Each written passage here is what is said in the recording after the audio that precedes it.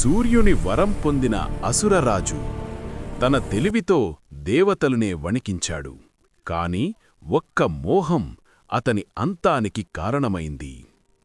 అతడే ప్రహ్లాదుడి కుమారుడు, మహావీరుడైన అసురరాజు విరోచనుడు.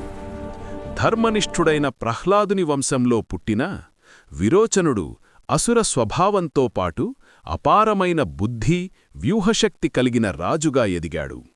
అతడే మహాదానవీరుడు బలిచక్రవర్తికి తండ్రి.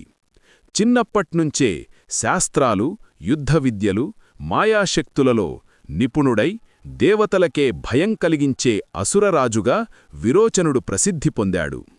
సూర్యదేవుని కఠోర తపస్సుతో సంతుష్టం చేసి అజేయత్వాన్నిచ్చే ఒక దివ్య రక్షణ కిరీటాన్ని వరంగా పొందాడు. ఆ కిరీటం ఉన్నంతకాలం అతడిని దేవతలుగాని దానవులుగాని సంహరించలేరు. ఈ వరంతో విరోచనుడు దేవలోకానికే సవాల్ విసిరే స్థాయికి చేరుకున్నాడు. దేవతలు అతని శక్తిని చూసి భయపడగా విష్ణువు మోహినీ రూపాన్ని ధరించి విరోచనుణ్ణి మాయలో పడేశారు. గణేశ పురాణం ప్రకారం మోహినీ సౌందర్యానికి ఆకర్షితుడైన విరోచనుడు ఆమె మాటలకు మోసపోయి తన రక్షణ కిరీటాన్ని స్వయంగా ఆమెకు అప్పగించాడు. అదే క్షణంలో మోహిని అదృశ్యమై కిరీటం శక్తి కోల్పోయిన విరోచనుడు దేవతల చేతిలో సంహరించబడ్డాడు.